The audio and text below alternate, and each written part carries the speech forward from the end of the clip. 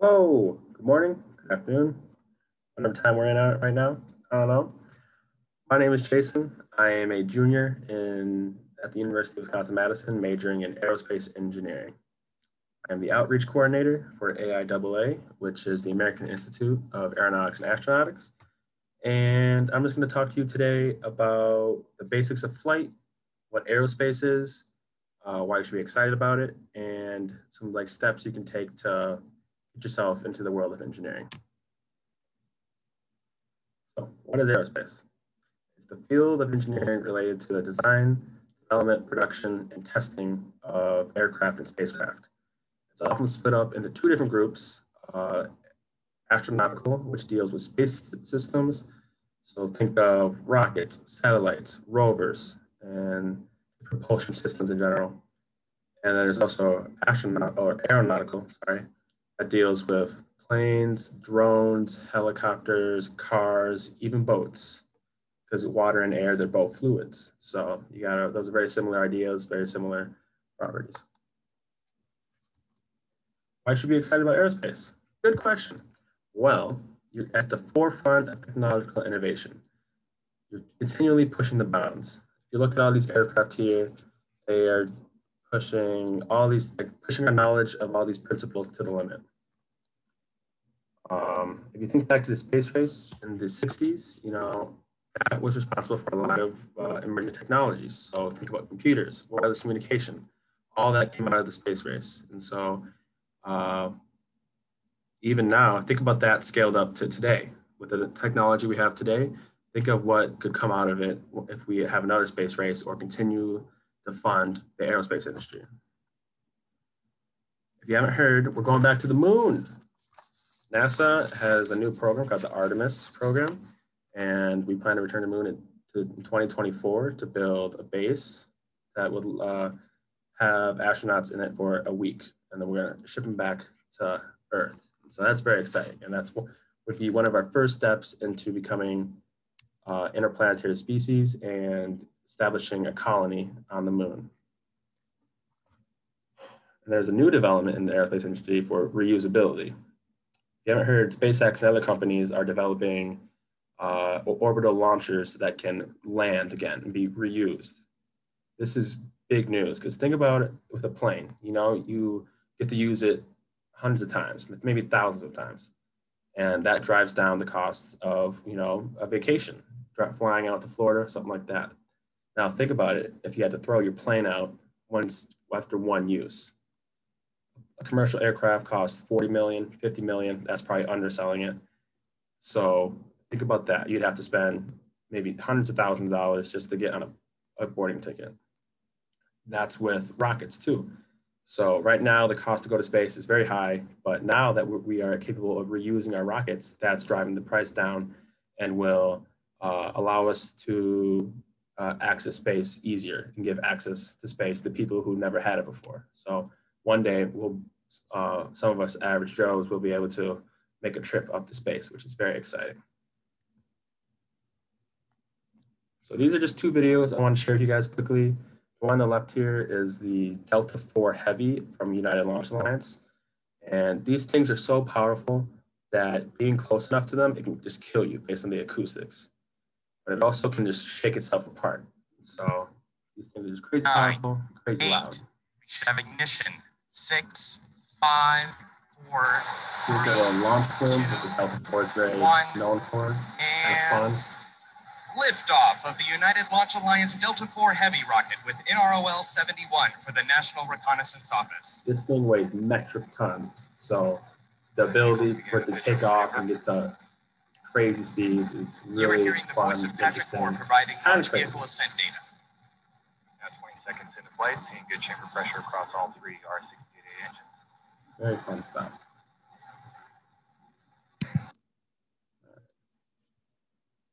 This video on the right here is from SpaceX launching their Falcon Heavy. This was back in 2018, first time they ever launched it, and they landed their two boosters at the same time.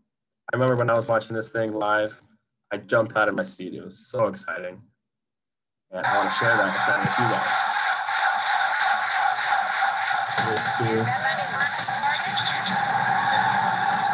the final burn, bring the velocity to zero after it hits the ground.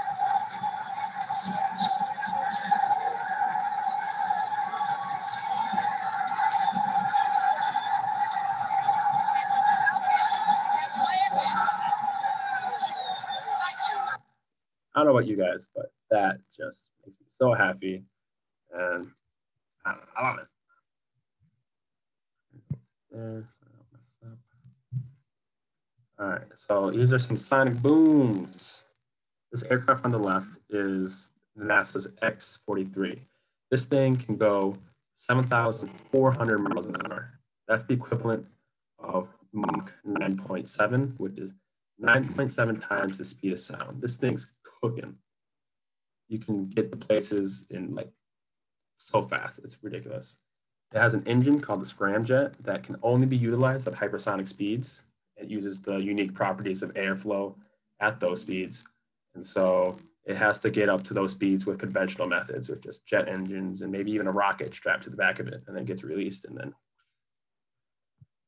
this video on the right is of the F22 Raptor. It's one of the most advanced aircraft in the world, and you're going to see it pull some crazy maneuvers and even break the sound barrier.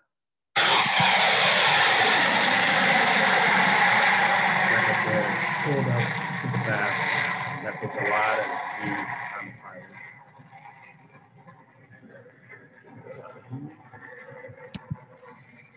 And then did it again. It went vertical for so long, and it was still able to keep that. It's just a high speed flyby. And then right there you can see it broke the sound barrier. Those little plumes that pop up, those are breaking the sound barrier. So there it is again.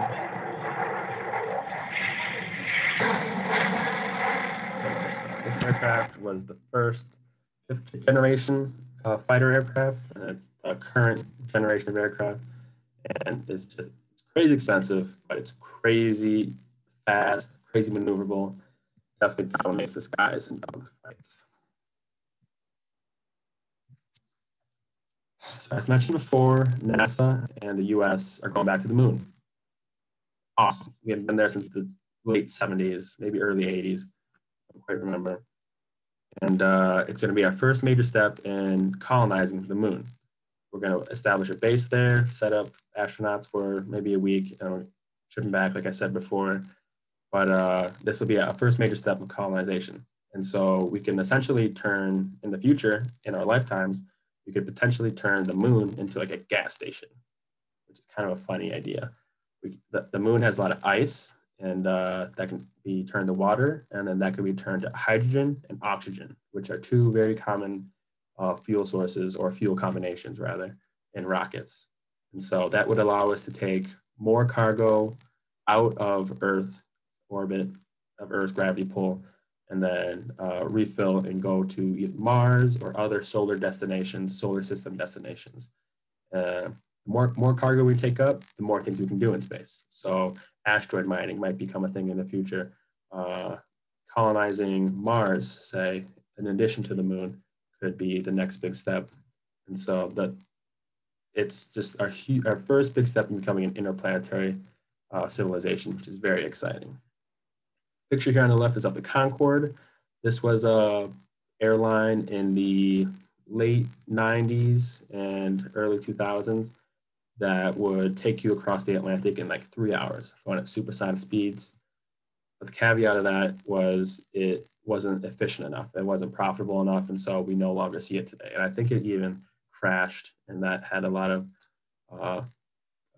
political play. But there's been a lot of work with hypersonics, and I think we're going to see a reemergence of hypersonic travel and transportation here in the future. I just want to give you guys some perspective, some idea of some of the professions in the aerospace industry. Here we got pilots, we got astrobiology people, electrical engineers, propulsion engineers. There's a lot of things you can do in the aerospace industry and to get involved in the aerospace industry. So there's a very diverse skill set, and there's no like one thing that aerospace engineering is about. So we're gonna build or full paper airplanes. But before that, we're going to learn the basics of flight. And so this stuff is kind of complicated. So I'll try my best to simplify it, but you know, we'll see. I'll summarize it at the end. So these are the 4 basic forces of flight. We got lift, drag, weight, and thrust. We're going to focus on the lift portion today, but our weight is just due to the mass of the aircraft and just the gravitational pull of the Earth. The drag is a function of our velocity through the fluid. And so if you go faster, it'll increase. And then the thrust is due to an engine here. Let me make a pointer. Due to an engine here, a rocket just spewing mass out the back of the aircraft. In the case of our paper airplanes, we don't have that. The thrust comes from our initial toss of the airplane. So we're going to throw it, let it go, and then it's going to become a glider after that, and just basically have lift, weight, and drag. If your lift is greater than your weight, you're going to go up. If your weight's greater than your lift, you're going to go down. Simple. All right, here we go. So lift. Lift is basically due to a difference in pressure. The air on the top of the airfoil has to go faster to cover the same distance that the air on the bottom has to go. This generates a change in pressure. You're changing a high pressure for velocity. Velocity and pressure are inversely proportional, or you have to trade one of them, trade one for the other. Increase your velocity, you have to lower your pressure, stuff like that. And that's what's happening here. And so due to that low pressure, we're going to be able to generate lift. Be more specific about that, it's about acceleration. So we're changing our airspeed due to the geometry of the wing, due to the shape of the wing, and that change in velocity correlates to acceleration. A force is simply just mass times acceleration. You may have not been exposed to that yet, but in the world of engineering, you're going to hear a lot about forces. You got to design about the forces in play. So we have the mass of the air being accelerated over the wing due to having to travel a further distance than the bottom in the same amount of time. And then this mass, the air, is then redirected down. It's a common misconception that just the pressure differential is what causes lift. And that's part of the story. It's not the full part of the story. Really, a force is generated from spewing mass out the back of something. So for a rocket, you're just spewing high temperature, high velocity gas particles out the back. In this case, we're spewing air out the back. And we're changing the direction. So our air is coming down and going, say, in the negative direction, negative y direction is down. And then that correlates to the opposite direction being where the force is applied. I know it's kind of complex stuff. I apologize, but it's engineering. It's aerospace engineering. It's kind of complex stuff. And I'm going to summarize this for you real quick here. So we have a change of airspeed over the top of the wall, right? That generates a pressure differential and also acceleration. Change in speed equals acceleration. So think about you pushing your leg against the ground when you start to sprint from start to sprint. You're going to push on the ground really hard. Think of the air as your leg. You know, you're just pushing air super hard out the back, and then that propels you forward. So mass times acceleration equals a force. Force, you get to move. And then we also change the direction of the force. So instead of just going straight across, we're going to redirect the air across the wing and then down. Forcing the air down equals a force in the positive direction here. And that combats your weight. And so if your lift is greater than your weight, you're going up, or you can just stay level. If they're equal, you get to stay level. You're in equilibrium. And then if it's lower, you're descending. Kind of complex stuff, but you guys got it. You're smart middle schoolers, high schoolers. So now we're getting down to the brass tacks. It's it's activity time. Teachers, if you could please hand your students some copy paper and give them ample time to fold airplanes. I'm going to provide the instructions on the next slide. Just give me a second here. Students, please take your time. These, even though they're just paper airplanes, they're kind of complex. You're going to want to make your folds very clean, very crisp. Go over them a few times. Take your time for the folds, make them precise. Once you're done, maybe step out in the hallway. Maybe step out to one half of your classroom. Give them a toss. See what you observe. And then please exercise caution. Don't chuck them at each other. And listen to your teacher. He, she, they know best. So here are the instructions. I would be particularly careful with step 3 and 7. Take your time on these ones. But okay, teachers, you can pause the video here and give your students time. Please remind your students to be safe.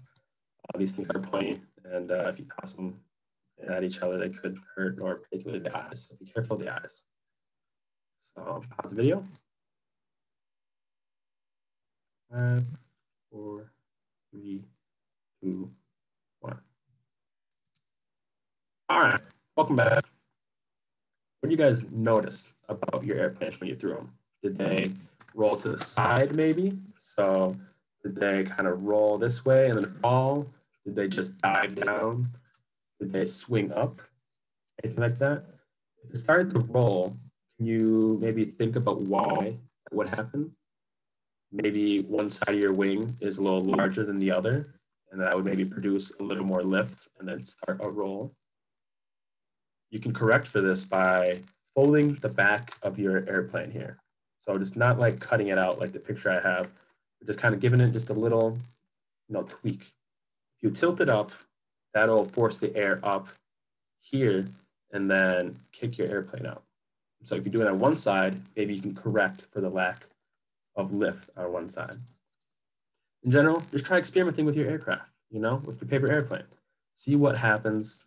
Engineering is all about, testing, failing, trying again until you get a successful product. You shouldn't be afraid to fail. You just got to keep going, keep rolling with the punches. So I'm going to start kind of wrapping up here. These are some steps, some helpful steps and tips to get into the world of engineering. Engineering is all about STEM, science, technology, engineering, and math. You've probably heard a lot about that today. And in order to be successful in those, you're going to want to focus on those sort of classes. So math and science particularly, you are available to in high school. Technology, maybe your school provides engineering courses or workshop classes like we're going to talk about in a second. Engineering is all about hands-on experience, building some sort of intuition or knowledge about what can happen and what will happen with your design. And so you're going to want to, start getting some of that experience when you're young. So doing some DIY projects you can find online, participating in woodshop classes. Maybe you have a metals class or course. All those would be really good to get manufacturing experience and just knowing, kind of getting an intuition on what can happen in the real world. Another thing is to, be active in your community, whether that's with athletics, student organizations, high school clubs, middle school clubs, volunteering. And, colleges really like to see those. They like to see that you're involved. That really shows that you're outgoing and have like some passions that, you can bring to the campus. And one thing I want to really specify is engineering is tough. It gets pretty complex pretty quick, but don't let that scare you. Rome wasn't built in a day. You're going to want to, take your time, get some help. If you're afraid that you're not good with science and math, don't be afraid to reach out to your teacher, your parents, even your friends. Get some one-on-one help, build that intuition up. Don't be afraid to work hard for it. This is just some things to learn more about. I got some books here that are excellent reads and can really help you gain an appreciation for what's happened in the past and what's going to happen in the future. And then I think you'll be more particularly interested in these. These are some of my favorite YouTubers that they do a lot of different engineering projects, talk about aerospace. Particularly, I recommend Mark Rober, Smarter Every Day, Stuff Made Here, and Intexa. They do a lot of fun stuff. A lot of them do stuff with rockets, helicopters, and just general engineering principles. And they talk about what's going on behind the scenes. And so very fun to learn about. I watch these guys a lot, and I think you guys would really enjoy them too. So lastly, thank you so much. I know I've just been a guy on a screen talking to you about aerospace. Really appreciate you giving me your time. I've got into aerospace through my love of astronomy. I used to instill stargaze a lot, and that naturally got me interested in the vehicles and methods we get, how we get satellites into orbit, so we can view the cosmos, stuff like that. And just reading about the history of aerospace, where it's going in the future, it got me really excited. And now I'm just pouring my heart and soul into this industry, and I want to participate in it. There's a really bright future. I think that the industry is going to really take off here in the near future. And there's a lot of potential. Yeah, thank you again. And I hope you guys have a fun engineering expo with the rest of your day. All right, how do I stop this?